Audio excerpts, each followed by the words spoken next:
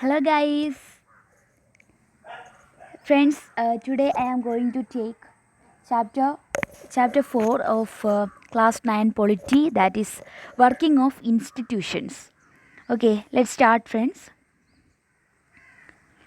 So first of all, in this chapter it is saying about the office memorandum. This office memorandum was issued by Government of India in on August 13, 1990. Okay, according to this office memorandum or this order, 27 percentage of vacancies on civil post and services under the Government of India are reserved for the socially educationally backward classes, that is SCBC. That is SCBC means socially and educationally backward classes. So friends, Government of India issued an order called Office Memorandum on August 13, 1990. Okay, according to this office memorandum, this order, 27 percentage of vacancies on civil post and services under the Government of India are reserved for the socially and educationally backward classes or SCBC. This office memorandum was a culmination of a long chain of events. So there was a long chain of events.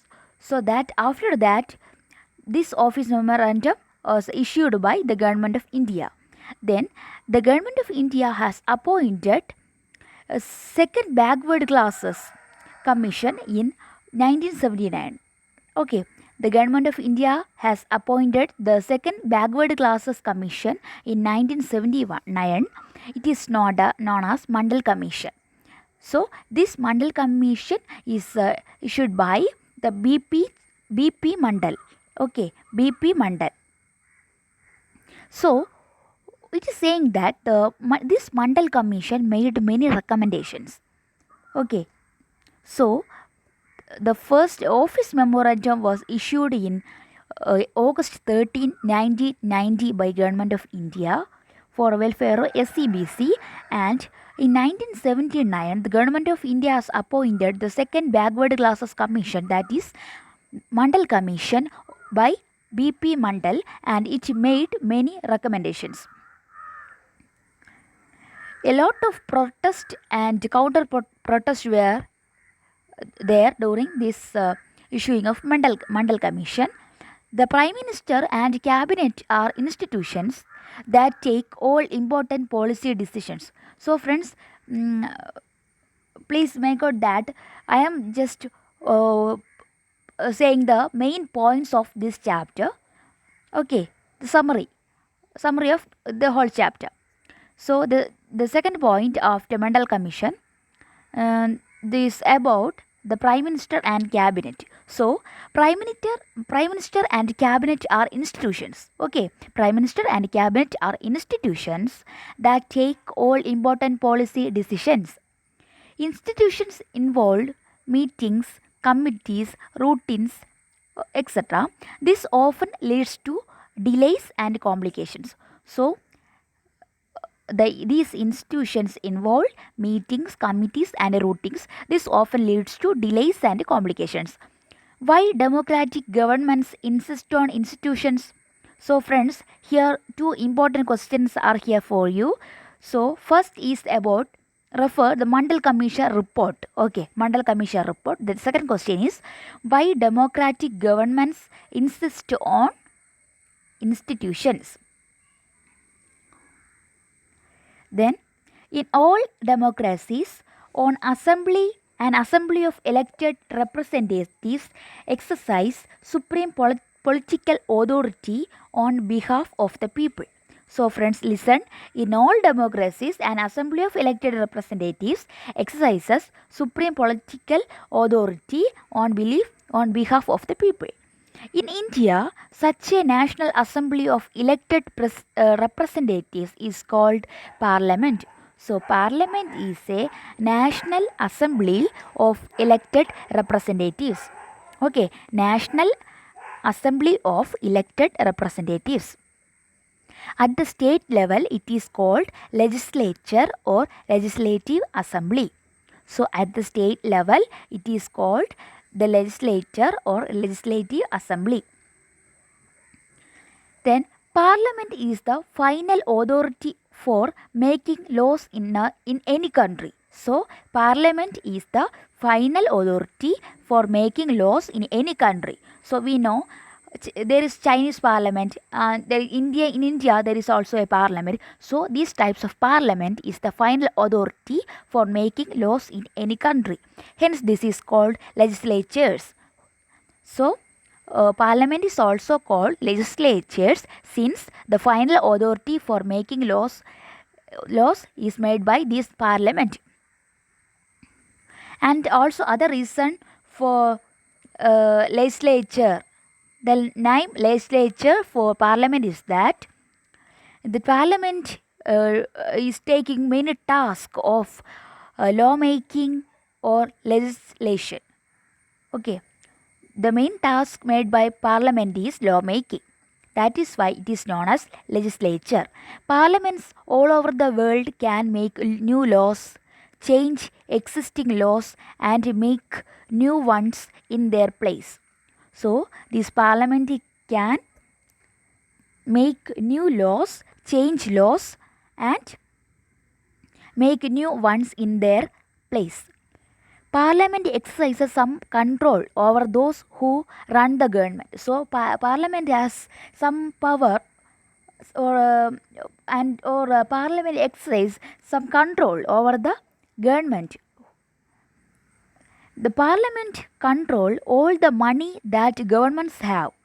So, Parliament also control all the money that governments have. In most countries, the public money can be spent only when Parliament sanctions it. Okay, in most countries, it is saying that the public money can be spent by the government if only the Parliament sanctions it. The Parliament is the highest forum of discussion and debate on public issues. So, Parliament is the highest forum of discussion and debate on public issue and national policy in any country.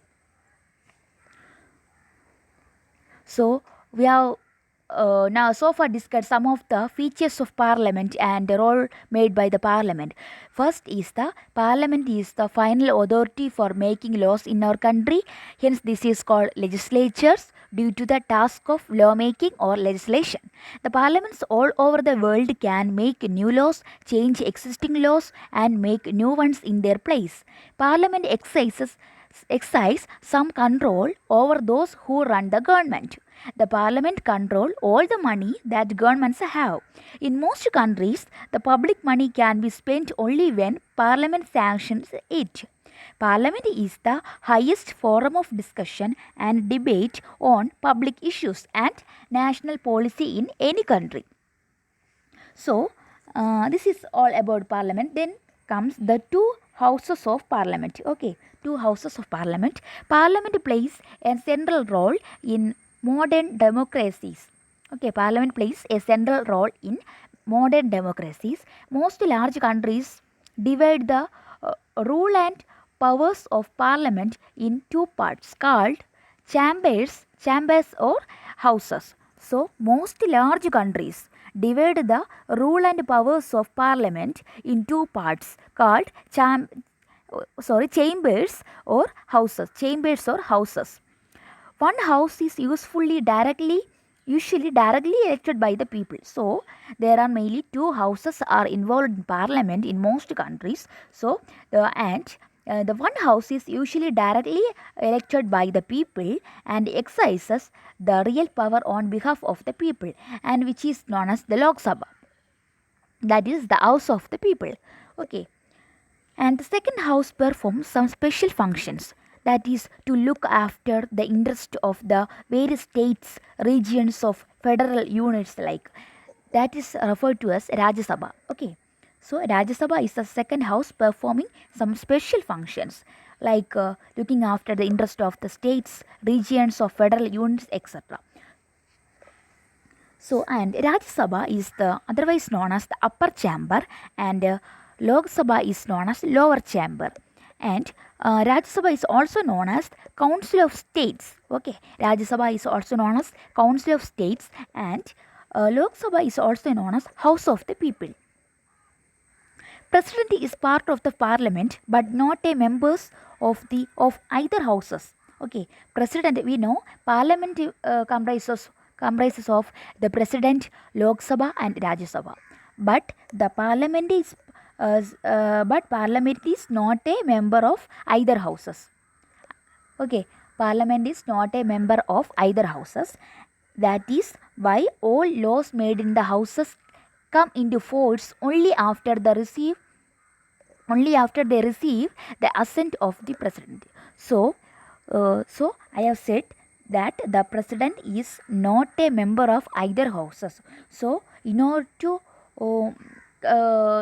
made the laws finalized, the assent of president is needed, so that the laws made in the houses come into force only after they receive the assent of the president.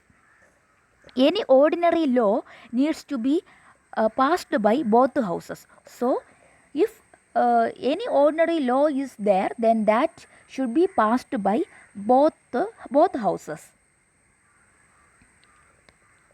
But if there is a difference between the two houses, uh, if the two houses have any different ideas or ideals about the or decision making in or finalizing the laws, there any confusions, then the final decision is taken in a joint session in which members of both the houses sit together.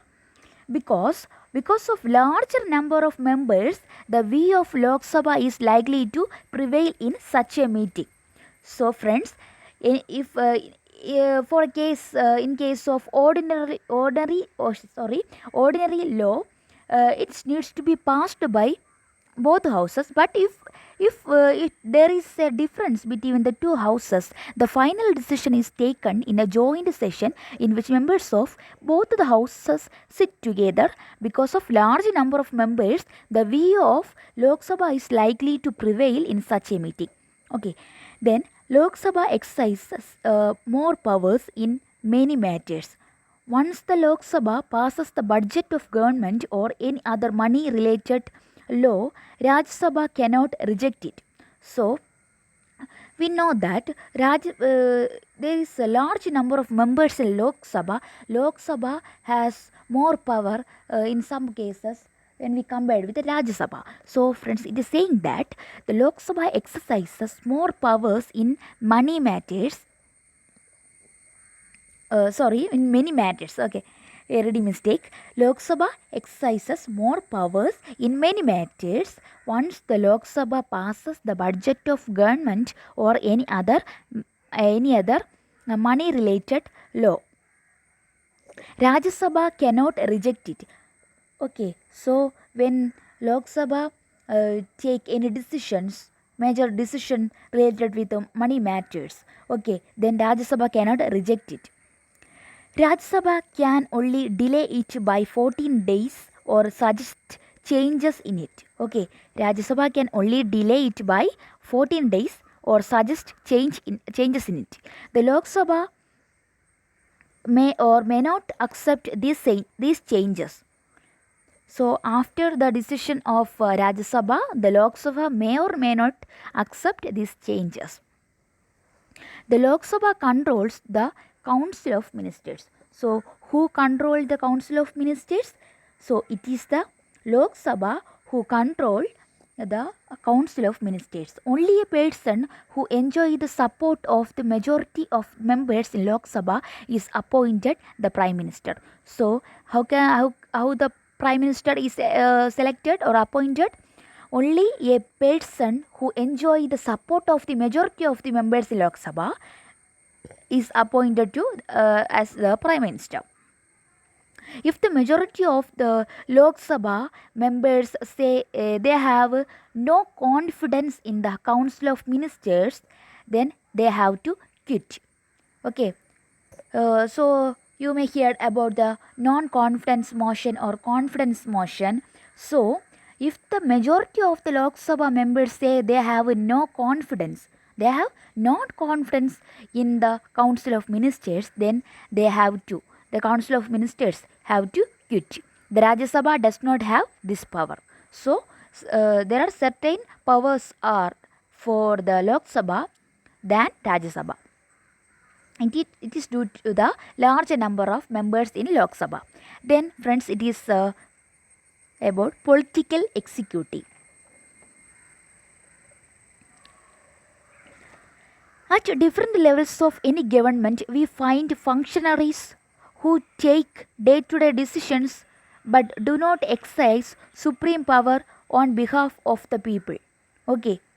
So friends, at different levels of any government, we find functionaries who take day-to-day decisions but do not exercise supreme power on behalf of the people. So we are now discussing about the political executive. So all those functionaries collectively known as executive. So executive means the government. Okay, the government means the executive. Okay, that is the law, the implementing or enforce policies enforced by certain bodies are there. That is the government. The government is implementing certain policies, actions, initiatives, programs, schemes like that. So usually the government is known as executive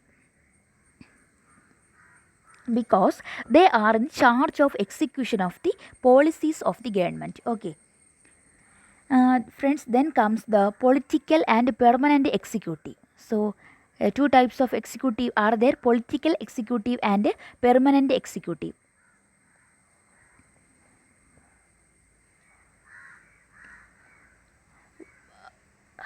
And the political executive, we are discussing about a political executive, one that is elected by the people for a specific period is called a political executive. Political executive example, the political leaders who take big decisions.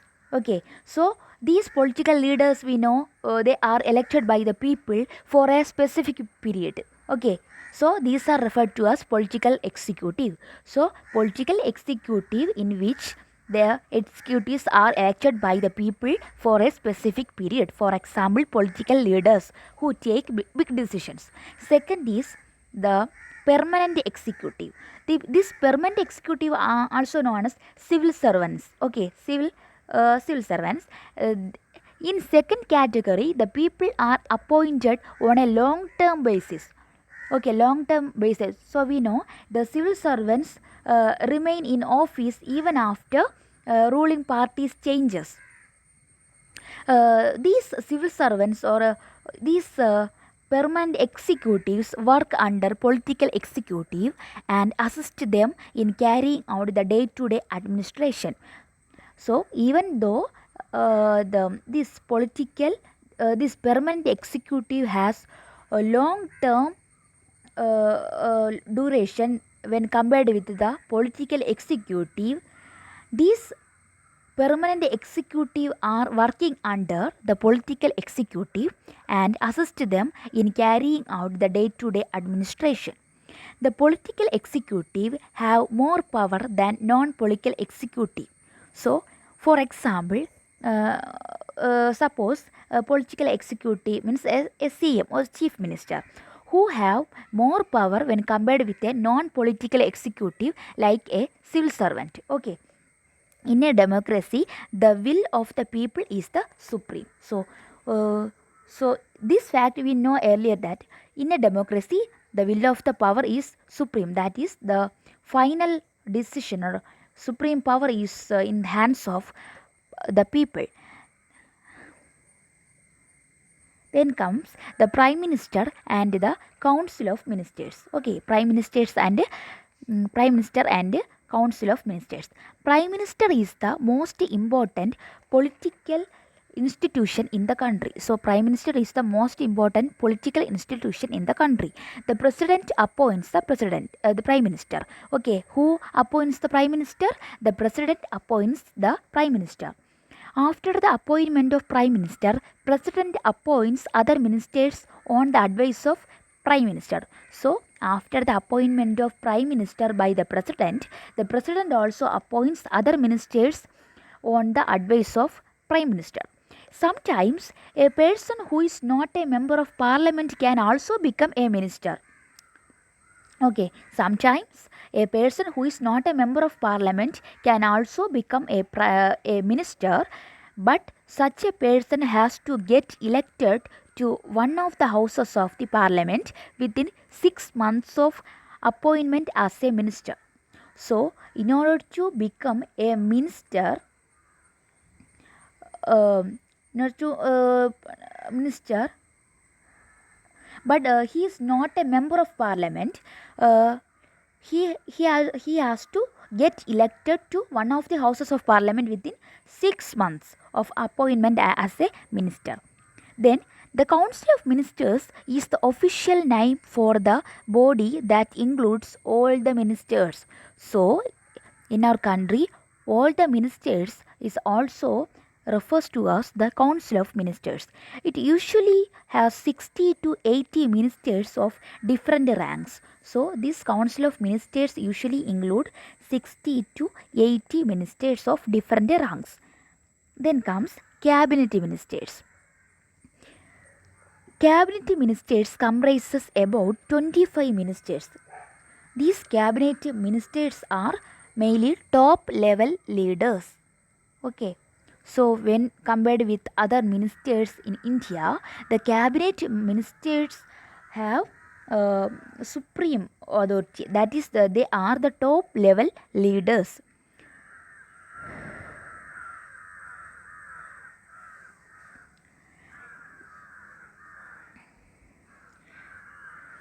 Then comes the ministers of state with independent charge. Okay, some of the ministers are there who have independent charge. Okay, the ministers of state with independent charge are usually in charge of smaller ministries. They participate in the cabinet meetings only when specially invited. So, some of the ministers are there with the independent charge in the state. These ministers are usually in charge of smaller ministries and they participate in the cabinet meetings only when specially invited. Then, ministers of the state. Ministers of the state are required to assist cabinet ministers. So, the ministers of the state are required to assist cabinet ministers. Decisions of the ministers are taken in cabinet meetings. That is why parliamentary democracy in most countries is known as cabinet form of government. So friends, it is an important question. Please listen. Okay, why parliamentary democracy in most countries known as cabinet form of government? Because the decisions of ministers are taken in cabinet meetings. That is why the parliamentary democracy in most countries is also known as cabinet form of government. Every ministry has secretaries. Okay. Every ministry has secretaries who are civil servants. Who the civil servants also acted as secretaries of the ministries. The secretaries provide necessary background information to the ministers to take decisions. So, these civil servants are act as secretaries and providing necessary background information to the ministers to take decisions. The cabinet as a team is assisted by the cabinet secretaries. So, the cabinet as a team is assisted by the cabinet secretariat. This includes many senior civil servants who try to coordinate the working of different ministries. So there is a cabinet secretariat, and in which a cabinet as a team is working. This includes many senior civil servants who try to coordinate the working of different ministries. Then it's about the powers of Prime Minister. So the Prime Minister chairs cabinet meetings. Who chairs cabinet meeting? The Prime Minister, who is chairing the cabinet meetings. All ministers work under his leadership. So all ministers work under the leadership of Prime Minister. Prime Minister distributes and redistributes work to the ministers. So it is the Prime Minister who distributes and redistributes work to the ministers. Also has the power to dismiss ministers. So Prime Minister has also the power to dismiss the ministers. When Prime Minister quits, entire ministry quits. So when the Prime Minister quits, entire ministry quits. Cabinet is the most powerful institution in India. So cabinet is the most powerful institution in India. Prime Minister controls the cabinet and parliament through the party. So Prime Minister controls the cabinet and parliament through the party. So it's all about Prime Minister and its powers, and then it is about President. President is the head of the state. Okay, President is the head of the state. President supervises the overall functioning of all the political institutions in the country. So, President supervises the overall functioning of all the political institutions in the country, so that they operate in harmony to achieve the objectives of the state. President operate in harmony to achieve the objectives of the state. President is elected by MPs and MLAs. So, President is elected by MPs and MLAs. A candidate standing for President's post has to get a majority of votes to win the election. So, to stand as a candidate to become president, he who has to get a majority of votes to win the election. All governmental activities take place in the name of president. Okay, all governmental activities take place in the name of president. All major appointments are made in the name of president. So all the major appointments in India are made in the name of president.